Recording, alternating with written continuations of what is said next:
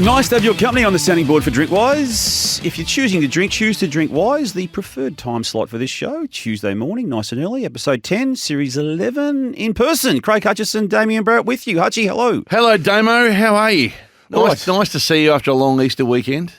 It is. You feeling relaxed, or are you a bit nervous about the world at the moment? There's enough to be worried about, isn't there? But you just plough through. You wake up each morning and get on with it, Hutchie, as you did over the weekend, where I want to start today, because I had a spotter at the Randwick racecourse. Did you? Who spotted you in the same square meterage of space as a man who fascinates me on this show anyway, Peter V'landys. And this person told me you were with him. Very, very with him by the... What are you spying on me these days? And then when this guy told me that, I said, any chance you could sneak back and actually take a little pap shot? Oh, you tried to arrange I a pap tried shot. to arrange it. Said person did go back into the vicinity, but did report back later on, was going to be too exposed to take a shot of you. But this person, I will take to the bank. You and Peter V'landys were together Saturday, all day. Yeah, I was at the races on Saturday in Sydney, Damo. That is true. Always try and get there that weekend because it suits time-wise for me before kids' sports starts and to get out of Melbourne on a Saturday a little bit more. It was a great card of racing too, wasn't it? It was magnificent. The Derby, the Doncaster. And they've got a great... Randwick is a great product. Have you spent much time going to the races at Randwick? I've been to Randwick. As a racing fan who's not a fan. I have been to Randwick. Oh, it's wonderful. I've been to Randwick, not for a while, but I have been there. Wonderful product. Not as good as Flemington. And a lot of things happens on the day at Randwick. There's always something going on. Yeah. So, yeah. Well, you're brokering the State of Origin Rugby League rights, which I know you're up to your eyeballs in doing somehow. No. Yeah, on behalf of Channel 7? No, you weren't? I'm a viewer. Hey, at best. We're not experts on a lot of things. We make out as though we are. We talk into this microphone at this time every week and act as though we know everything. We are experts in the hot mic situation, aren't we? We had our own little hot mic situation many years ago. We got a problem. Which caused us all sorts of stress for about 10 minutes until we realised, thankfully and very fortunately, we hadn't said anything that was going to get us into trouble. We and get us mistakenly broadcast a 5-minute episode of the Sounding Board live into Trade Radio. I was on a boat. You're on a boat. You're in the Whit Sundays, and you were actually trying to tell me, don't mention that on air. And I said, no, I won't. And then I had... It's actually harder that day, to do that than not do it. Since that day, I've never had my phone placed down when I'm on a microphone, because that day, I didn't realise my phone was buzzing. And then I turned it over 5 minutes in, or 10 minutes in. There were 43 missed calls, 43 messages, and then I actually broadcast one of them. We've got a problem. Yeah, this stood true 10 years ago, and we've been guilty of this ourselves. It's a very easy thing to have happen to you. How lucky were we to have not said what we often say off air, like everyone in this profession does? I was actually just thinking about it before. We should have the pre-meeting not in here, away from the microphones, because you and I often have a 2-3 minute casual conversation. It's just too dangerous. Well, that's a good point, because the microphone is always on. You came in and you've been really punctual with this show, and I've said that regularly, and I appreciate you being punctual. Thankfully, you weren't in 5 minutes earlier, because the double agent and I were actually talking about you, and I probably don't want you to hear some of what. What did you maybe say? what Double said. No, I'm actually joking. What did you say? No, we didn't. Well, you hope you're giving some double agents some feedback on his decision to go rogue and build his own social media presence at the expense of the show he produces, Fireball, where he decided to see if he could reach out to his Southwest Gippsland crew and grow his followers. And for those that don't know, he released audio of a fabulous song sent to Fireball, which really is the IP of the business. Should have belonged in the Fireball digital ecosystem for Kane and Kingy. But no, he thought, I'll just tuck this one away for myself. Bit of double agent work. And he's gone rogue on his own socials and decided to build his own following. Sam Watson. Well played, doubly. So I like it. Out of line, and I thought quite selfish. No, the reason I raised the hot mic moment, because a good mate of ours had one himself during the course of the week in Gary Lyon. I tell you what, if I was to rank all of the wonderful people on air for us who I didn't want that to happen to, it would probably give me a blistering. It'd be Gary. But it didn't happen on your platform, Hutchie. It happened on the Fox Footy platform. And I think you probably would have been a bit more measured with him. But if it happened, because of our long-time friendship, if it happened on our platform, you'd be gone. It would have ripped my head off. I'd have a crash on. I'd be still coming up for breath. He would be steaming past me in the corridor. In fact, you've probably copped the drive-by anyway, just through being a media. Probably end up my problem somehow. Hey, the microphone is always on for anyone, and this is more pronounced than ever because everything's a microphone now. A microphone used to be a microphone. Now a phone's a microphone.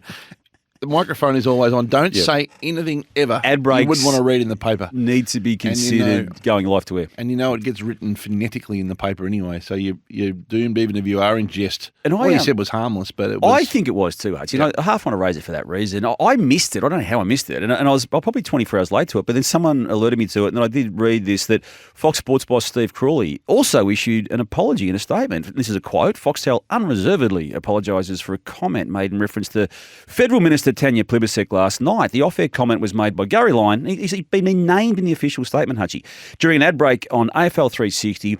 And while the comment did not go to air, it was inadvertently included in the program when it was uploaded to another platform later Thursday night. The comment during the break does not reflect our values and standards and was disrespectful to the Minister and the hard work that she and all the politicians do in representing our community. We have apologised to the Minister this morning and reminded our presenters of the need to be respectful and professional at all times, both on and off camera. So that was clearly the touch of Brian Walsh, who's the new head of Foxtel in Melbourne, who's ex-AFL head of PR. I hadn't even looked who's the very best at this stuff. So I hadn't even thought of that. Get ahead of it, own it.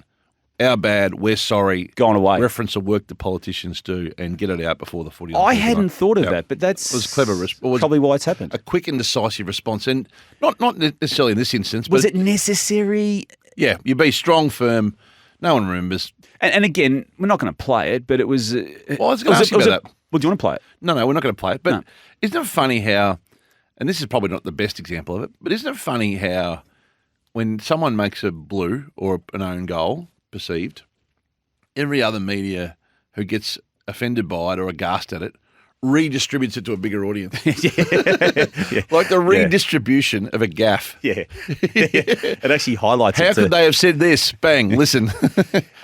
Again, I wanted to ask you because again, I didn't know what we were going to say on this topic when we opened it up, but it was used to the word. Do we say? I don't like swearing on this show. I have, but I don't like it. Do I say it? It's okay. The Minister for. Actually, no, I'm going to do what I did last week. The Minister for Bull. S. ... Now,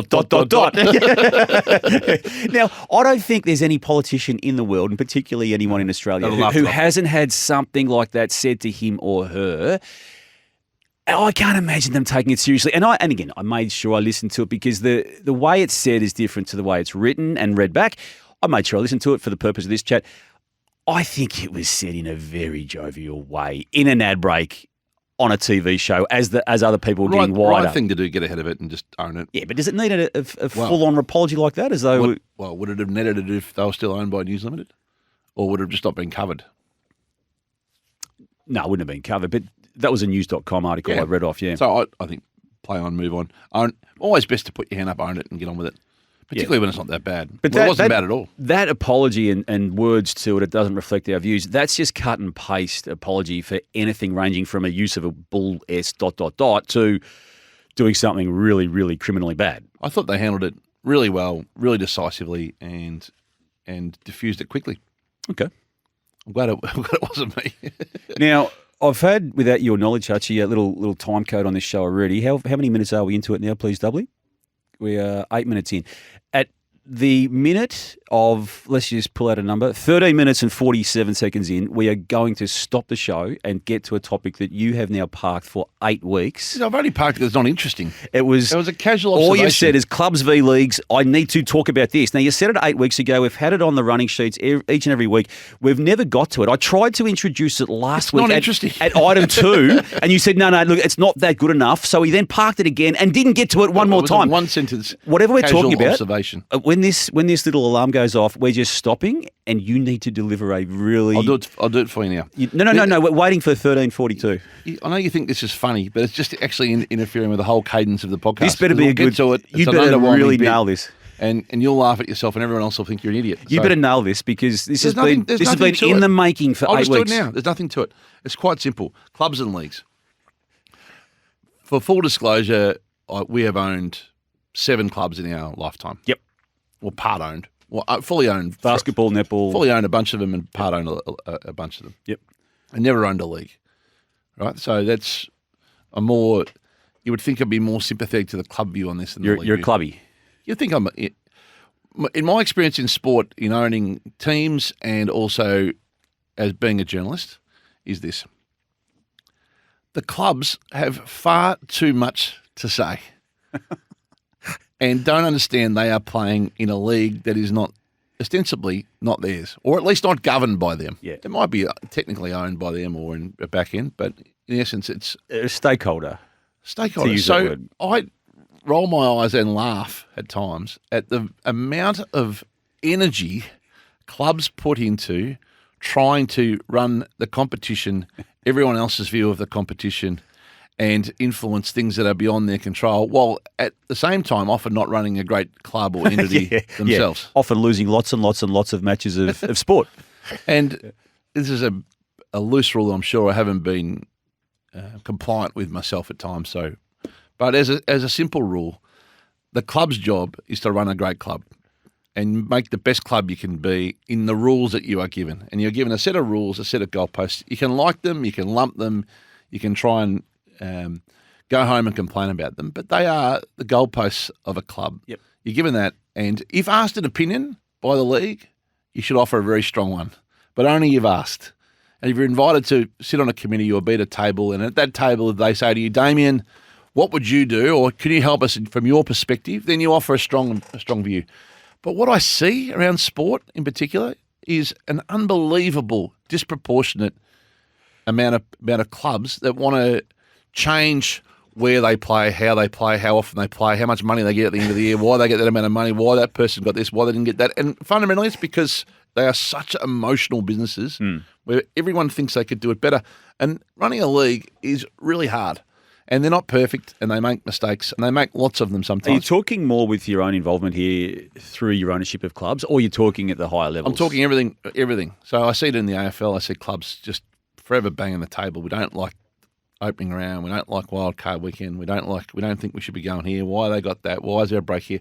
Okay, well they're all most of those things are probably reasonable. I see it. I've just seen it in basketball really firsthand, where people have discarded all the great things done and are unhappy about elements of the structure in the league and all the things that they once signed up to willingly. I see it in netball. I see it in cricket. I see it in rugby league. I just don't understand why. Well, I do understand why. It's because clubs get very parochial and they get fierce about their people and they get fierce about their supporters and they want to... Well, they get fierce about the bottom line. And if they think someone's getting a better access to money than they are, that's ultimately often a starting point to these conversations. But as a North Star, try and support the leagues, run the best league they can by offering support that sometimes doesn't suit your club. Try and float all boats. And we made some blues along the way in our team's business, no question. I would like to think one of the things we've done okay is we've actually had a collective view of the sport and how to try and help grow them. Okay. Because if you don't, doesn't matter how successful your club is, if you're playing an unsuccessful league, you've got no chance. Yep. So I see it, and I think this balance of power shifts all the time. I think at the moment in AFL, the clubs have got too much to say. I think the clubs feel like they have a voice in headquarters. They've got two ex-club people in, and they're both very talented people, but that is being seen as permission to storm the But is building. that on the back, and now we're getting specific here on AFL, is that on the back of the clubs feeling they didn't have it's an overcorrection. a voice being heard for a while? It is, yeah, it is. And there's I asked the question, no answer. And that's clubs want to feel heard. So I understand that point of view, but I think there's an overcorrection now. Yep. And I just query, I wonder whether it's the club's business in the first place to be telling the league how to run the league. Like, let the league run the league. And if you don't like that administration at the end of the run, change the commission or change the structure, or vote the people out you can when it comes time to vote. Yep.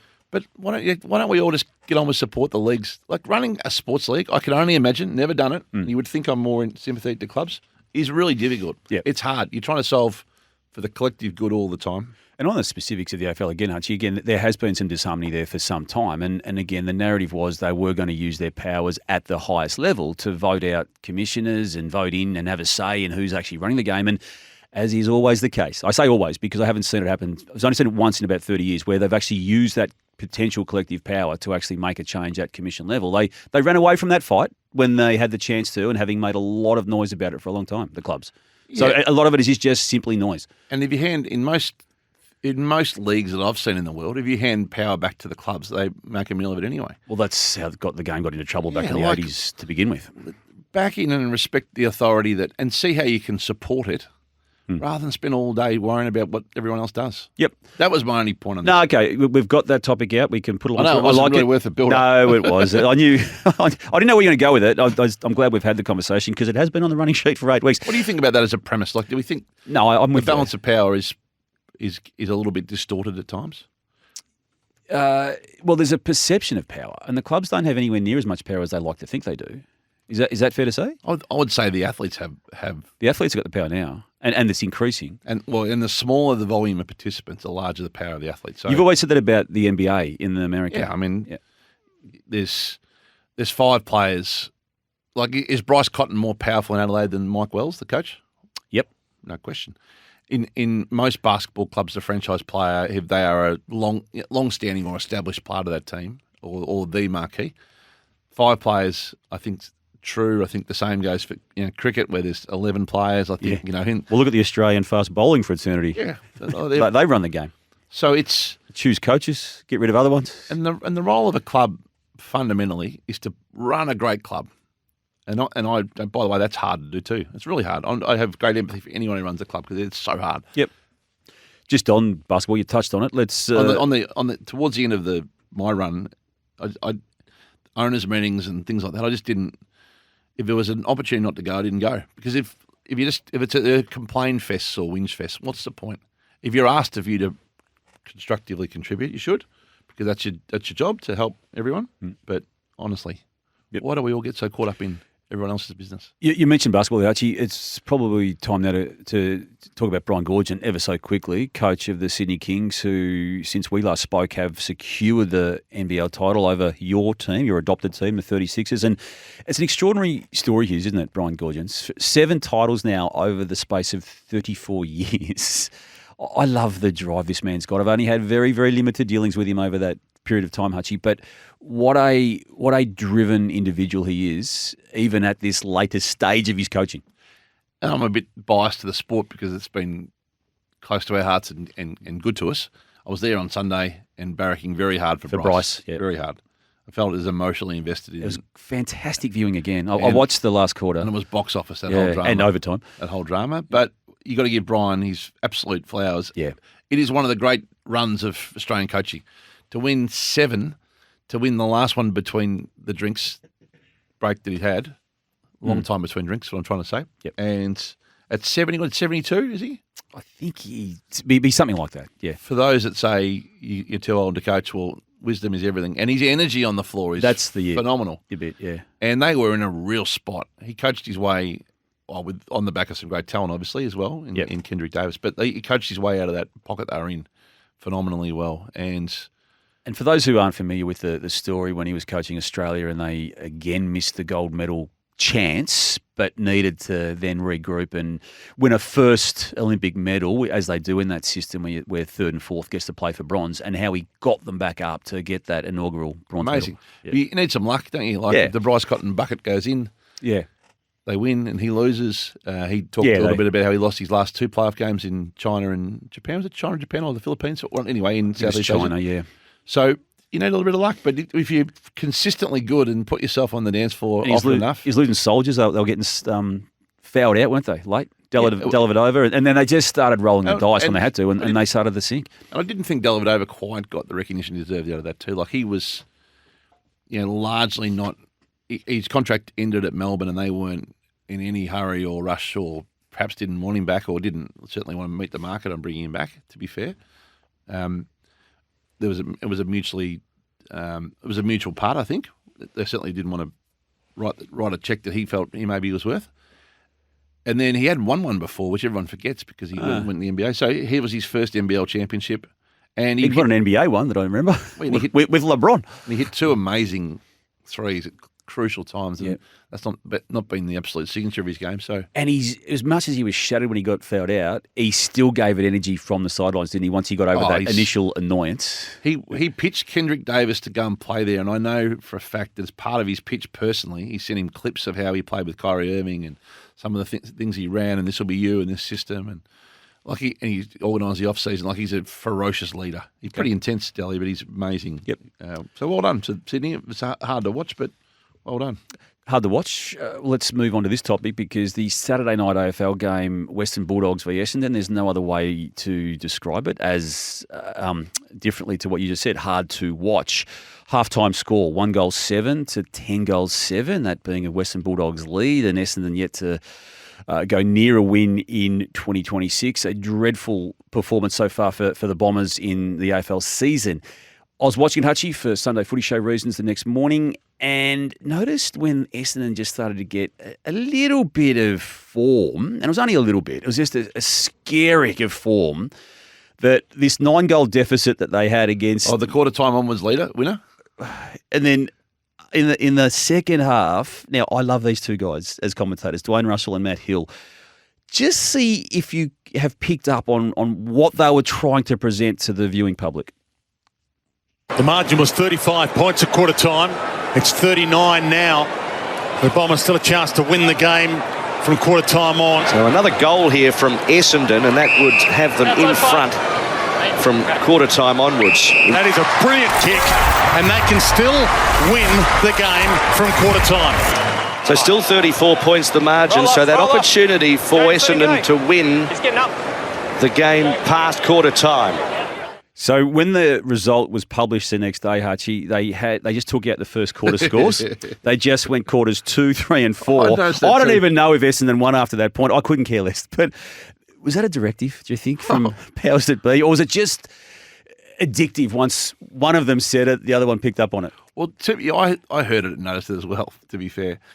Interestingly, though, if you go back through Dwayne's... And what's great about Dwayne right now is he's getting the credit he deserves at long last. People are realising this is an elite... I don't think he's ever not got credit. This is an elite footy enthusiast too. That's how I think most people viewed him, Hutchie. But I just think he's really now getting the recognition. I think he's always had it. But if you go back through his history, he's always been a guy who A, loves the game. Yes. And B, finds something in the game to hang his hat on for the rest of the game. Yeah. So that's not new to him. But after quarter time winning? It might have been at the high end of the selling of the game. And I think Matt Hill, being a professional and a good colleague... Went with his colleague. Probably Dwayne might have gone something like this. Dwayne might have said at halftime, they've kicked them by 3 goals there. We probably should acknowledge and talk up whether they can stay in front from quarter time onwards. And Matt would have been a good colleague and gone, that sounds like a good idea. And maybe they were accentuating it a little. I don't think it would have been a directive. The phone rang from Sydney saying... Make sure you get onto this quarter time onwards story. It has been, though, a directive over time, hasn't it, for broadcasters to pump up the game? Well, it's never been more needed in the AFL. You can mount a defence on this that, okay, we're paying, I don't know, I put myself in those shoes. You're paying, what do they pay? North of $300 million a year. And yet the games are at times one-sided, and you're actually fighting now. Your competitor is Netflix now. It used to be Channel 7, 9 or 10. Now it's Netflix or Stan or going to bed or putting an album on or music or whatever it is. The viewer's not delusional. The viewer knows what he or she's watching. And they know what they're watching. And there was a little bit of a rigor just to get back specifically. Could you subliminally affect them, though, without them realising that you... Or could you just call it and just say, this club is as bad as we've seen. They're about to lose their 17th loss. Could you start contextualising that aspect of it? You're in a fight with the remote control. So I think it's defendable. It was probably a little... it just shows you how worried they were about that game, doesn't it? Because they were being very professional in finding a thread to keep you interested in the game, or attempting to. I don't know whether it worked or not, but did it want to keep you going to see if they hit the front after? No, I was going to watch it regardless. I watch any game I can watch, and for that one it was because we were going to talk about it the next morning, obviously. Yep. So that was... I would have watched it anyway, so I'm there anyway. I'm there from go to woe. I'd rather the reality of what I'm watching, though, than the fantasy. And that was fantasy. We talked a bit about the local angle, the Australian angle in news. Yep. And I think it was about, 6 weeks ago on the sounding board? We talked about how there's an obsession with here to find an Australian or local angle in every story. Yep.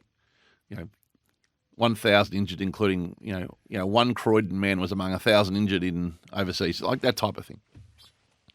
The Aussie angle, Savannah Guthrie has returned to the Today Show in America, which is a very powerful story that has really moved the whole country of the United States. So for those who don't know, I'm sure everyone's followed Savannah Guthrie's mum, Nancy, is still missing after 2 months. There was missing from her home in Arizona. There was a theory it was an abduction, and there was ransom notes that yet to be resolved. Yet to be resolved.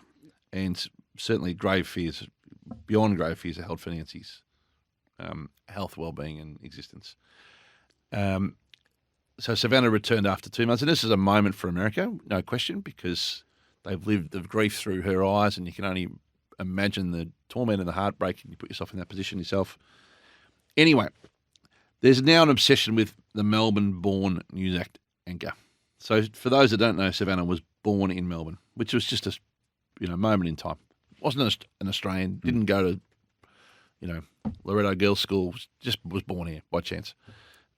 You cannot get through the first paragraph of a story now without a Melbourne-born. Australian-born, yeah, or Melbourne-born. Melbourne-born. And here's a picture when Savannah visited Melbourne 7 years ago. And would we have even been aware of the story, do you think, if there wasn't that angle? Well, I certainly say in this country. It's a very powerful global story, but do we actually, are we any more or less connected to it because Savannah was born in Melbourne? Is anyone going, I couldn't really connect to that story, but because she was born in Melbourne, I now feel like I want to read about this.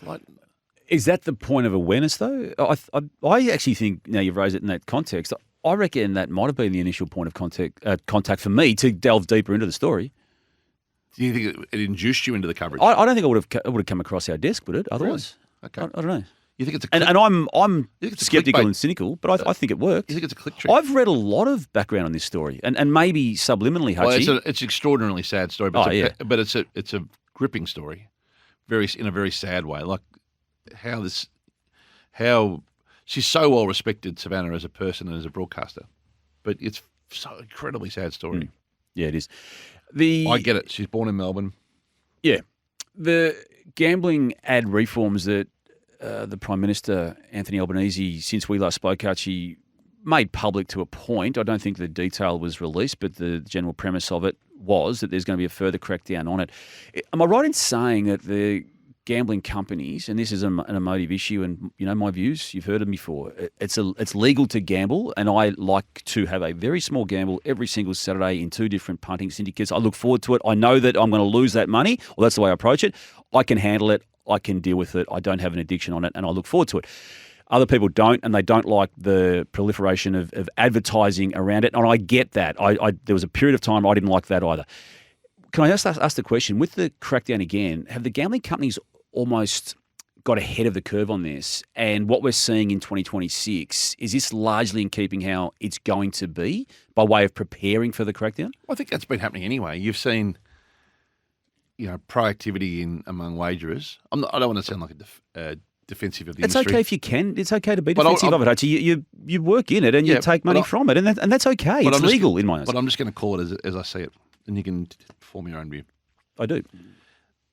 The biggest wagerers in Australia, probably led by Sportsbet and Tab, to be fair, and Entain and the big players have, and PointsBet, all the big players, they have been self-regulating to a degree already. Like, I don't know, you don't see AFL crosses anymore, for instance. Yep. Sportsbet have done a type of deal where you don't see those pre-game markets like you did. Advertising around boundaries has been declining and reducing. It's still there. I saw it on the weekend. Well, there is, but it's less of it. I think there's still Tab in Brisbane Lions games because that's what I'm referring to. Yep. Which they won't be allowed to do ongoing. Right. There's, I think, Tab Touch in Freo games. There's a Unibet maybe in the Giants games. There's not much left. Bet365 at cricket. So there's less of it, and there's been a lot more self-regulation. The jersey sponsors are going to go. I think the school pickup's sensible. Many in the industry. The timing on the radio broadcast. 8 till 9 and 3 till 4 is a very reasonable. Yeah. Then that's, we've as an industry been tracking towards that anyway. So I think there's been, some would say it fell short of what they wanted.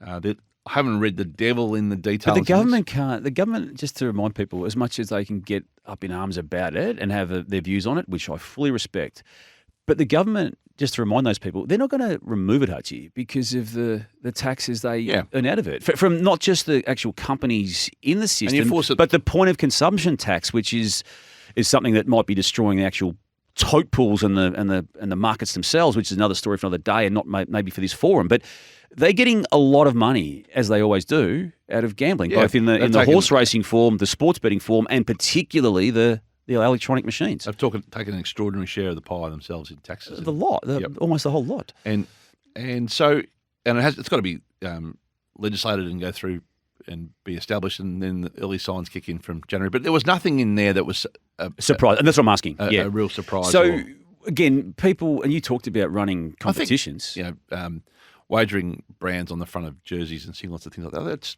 fair. That's okay. Yep. I think kids buy those jumpers. How much percentage-wise, and just it's again inexact science, what I'm about to ask you, but is there a drastic reduction in the money that comes from gambling agencies into the overall sport on the back of these latest crackdowns? Well, I think and I ask that because some clubs are just hanging on financially. So the AFL, NRL and cricket make a lot more money out of product fees than they do out of sponsorship.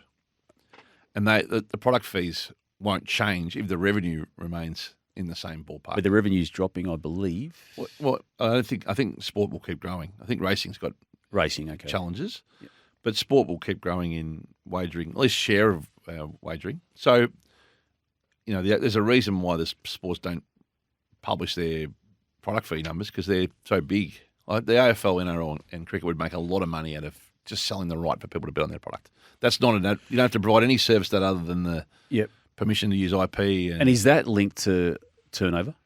Yeah. Well, it's often a formula. It's often so it's effectively a point of consumption. The at the point of consumption, they get a click. There's every bet laid. There's a tax on it. There's an amount of money going to the sport itself or the governing body of the sport. Yep. Every single bet, a $1 bet, there's a percentage of that going to the sport.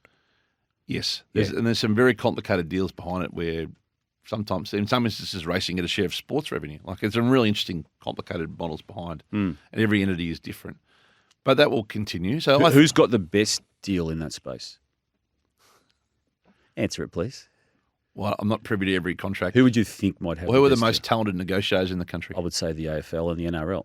Well, who are the pointy end of the AFL?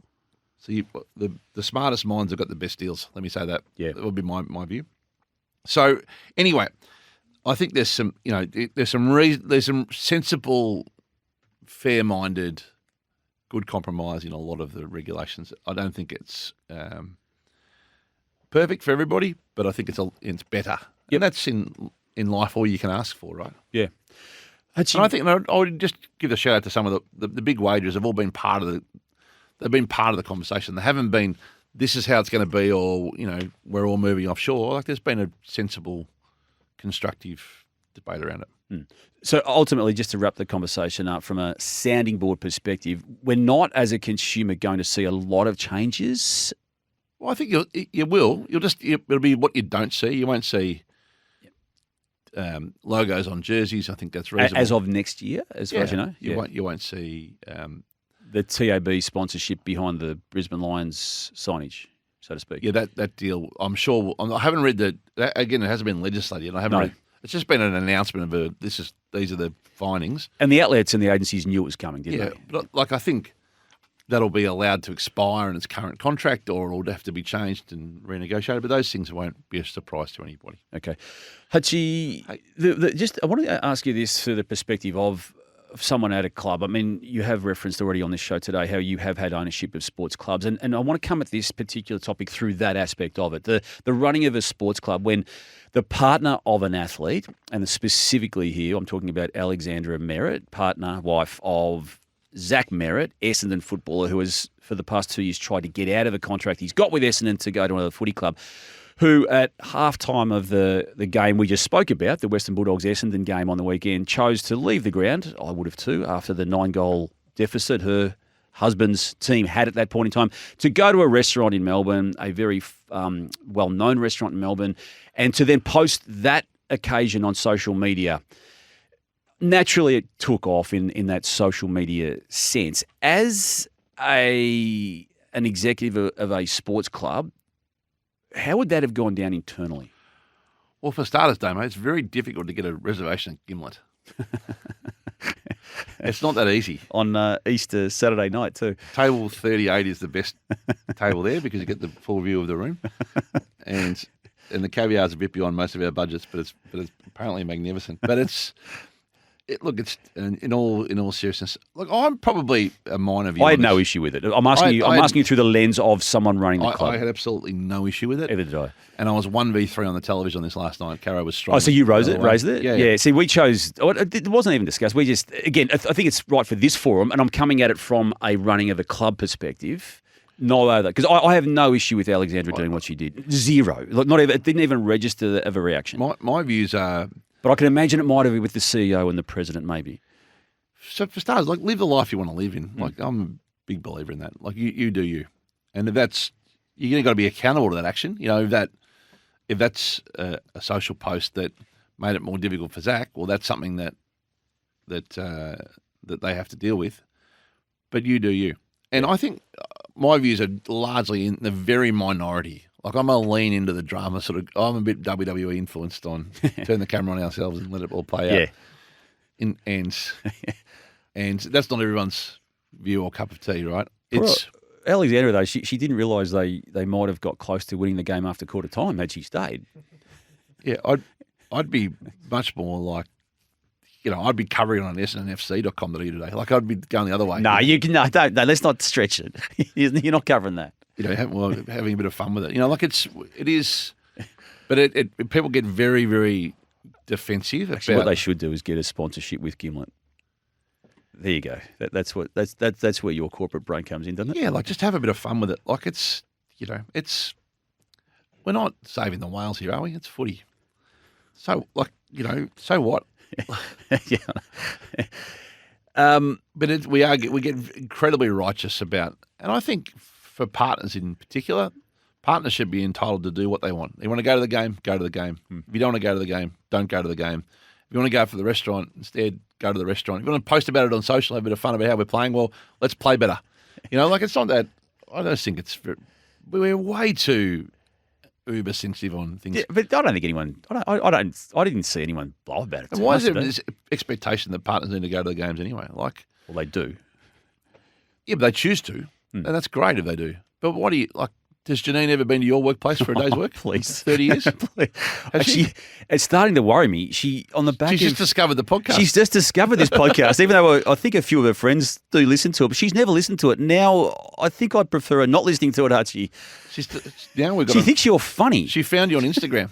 And she's like, yeah, she saw it on Instagram. Oh, you're not going to believe it, Damo. You're on Instagram.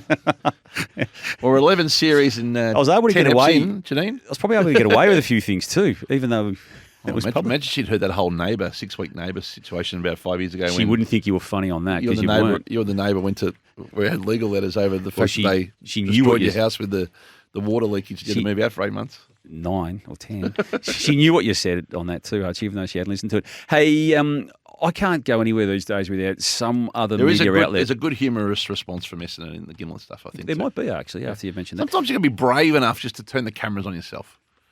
And when things are going wrong, let it go. Alexandra should get free meals at Gimlet for at least the next 3 visitations. Yep. Hey, I can't get through a day without a media outlet picking up on what you've been putting down about Karl Stefanovic, Hutchie. I don't know how I became the clickbaiter. The quote in the graphic guy. Well, on this show last week, you actually said you were, quote, click tricked when you saw a click opportunity to go to a story that was updating you on Karl Stefanovic, only to find upon clicking that the expert quoted anonymously in the click was you. And it's happened again all throughout the week, Hutchie. I'll just read another random piece. This one is off news.com, I think, double. This is a quote from you. Very few people have started their own platform and made a bigger splash as quickly as Karl. Former 9 presenter and Sports Entertainment Network CEO Craig Hutchison said on the sounding board last week. So you're being quoted everywhere on this narrative about Karl Stefanovic. It's the first time I've been labelled a former 9 presenter in print too, which was a bit of it was an awkward read. I always felt like I was my own guy. But anyway, that quote's 2 weeks old, is still getting around. Yes. So the Karl, but that was the update. That was Karl the update on ARN move is on, according to the Australian newspaper yesterday. Yep. How would this go for a pitch? Someone sort of planted the seed of this, and I've just thought about it a little bit further and put my own spin on it. Let's assume Karl is headed there. I don't know if he is or isn't. I just read in the paper that he's a you'd know whether you choose to tell us now on this microphone, but you would know because you've forecast the whole thing. They put $30 million of billboards up around the country. Why don't they just go and scratch out the YL and put the AR in and turn it into the Carl and Jackie O show? That's a quick, swift rebrand. The Carl and Jackie O brand would go whoosh quick, right? So your pitch to Jackie O is, look, we can juke this out for 2 years. We're going to end up settling at 15, 20, 25 million, 30 million. You might try to get to 88. We're going to try and get it $1. And, the lawyers are going to find a spot in the middle. So you reckon 25, 30 is the number? And you'll be disenfranchised. Or we've got this great guy coming who you could build an amazing brand You might know him. We're going to have to redraw your deal because we can't pay you what we were. The business just can't support that wage. But you're going to have a better work-life balance. You're going to have Fridays off. You do afternoons. You're going to do Monday to Thursday. You can sleep in. Monday to Thursday, 40 weeks a year, 160 days instead of 220 or whatever the last year was. You're going to have more work life. You're going to have a better human being next year. In your eyes. Oh. In your eyes. Is that payback for when he cracked you about 15 years ago? No, I'm not Kyle? saying, I don't know either of them. I'm not saying one is better than the I other. reckon that's your payback when he personally went you. I'm saying if you are talking to Jackie O and you think that she's tired of Kyle, you go, well, is Carl how would you go with Carl? He'd be fun. If you smile on your face, that'd be part of your pitch, and let's rework the deal accordingly. Well, one of these articles that I did click on, just a bit of fun. I don't mind where you're going. One of these articles I did click on where you were quoted actually had another theory that there might be a union with Carrie Bickmore, not Jackie O. Yeah, that makes some sense too, doesn't it? Does it? Yeah. Yeah. I mean, what you read in that story, there's some very interesting radio identities around the place who are not in permanent seats, right? So if you're looking to reboot your network, there's some options, isn't there? I'm just trying to work out what it is you're not saying, because I know you would know the outcome to this, because you have ultimately you have predicted this entire saga 8 weeks ago. Said too much about my own views of Carl, which have just happened to play out in real life. But it clearly reads like he and Nine have enjoyed their time together. Well, it reads like that now, Hutchie, because you put that out there out of nowhere. For the first time I'd heard that was you saying it. Now it's almost just become a conditioning. The only thing that probably surprised me a little, like I would think that ARN's interest in Carl would be around the main slot, which is breakfast. But doesn't he want to get away from waking up at 3:30? And understandably, I can imagine. I can't imagine him doing breakfast. Why would he want to go and do breakfast when he's building his own business? He's got a breakfast platform right now, which he's very, very, very good at. So unless it's more of a once a week style show and a digital offering, and teaming up with his new business and how they support each other, and that makes a bit more sense, doesn't it? Yeah, it does. It does. One more. What did you make of Sam Constas failing to get an Australian or Cricket Australia contract? I didn't. What? I don't like the whole management around Sam Constas, how they pitchforked him in out of nowhere as just freshly out of his teenage years. He lit up the Boxing Day test 2 summers ago against India, has not performed at that level or even the lower levels consistently enough since, and now he's just been... You're not going to get a contract 18 months later. What's clear is the contract's been nothing other than money. They don't give you any more or less right to play. History says you get contracted and that here's your base wage... But then from there on... But how poorly can you handle the elevation of someone into the famous baggy green as a just out of a teenage year part of his life to 18 months later, we're not even giving you a contract to support the lack of support we probably gave you in this whole process to pitchfork you out of Shield cricket, into Test cricket, back to Shield cricket and out of the system? I think they're just a bit weird, the contracts. Like, if they're largely retention money, then this clearly isn't working because they're not incentivising those that they want to retain in the system. So he's entitled to say, he's no more or less likely to be picked in the first test next summer based on it. They don't sit down and go, well, Constance made 2 Shield hundreds. No, I understand that. And so's Weatherald. But you know what? We've got him contracted and him haven't, so he plays. I understand how selection works. I'm coming at it from a support and welfare perspective. So, and I think he's got a lot of life left. He's got a lot of sporting life left. And I think he's been abandoned at the post, Hutchie, by authorities and people who should have had his heart at a greater point in there than they, I think, have, just as an observer. And in turn, over the journey, he could say, well, I'm going to go and play 3 IPL series a year and, I'll let you know when I'm back. And they'll, what do you mean? Well, I'm not contracted. Then they'll give him a contract. Yeah. So I don't really understand. It feels to me, without any knowledge, that contract system is not built on the right bones and structure. It feels like a system from the 90s that hasn't evolved to 2025 or 2026. Yep. On an episode where we got out the clubs v leagues conversation very successfully. I did put after 8 weeks. Can you help me solve a riddle? I put remind me of visitor doorstops on the WhatsApp. You did on Thursday, and I had no line of sight on what you're referring to. And then we flagged it with you in the 90 seconds that we talk before we do the show. I've now remembered. And you said, "What are you talking about?" I've now remembered.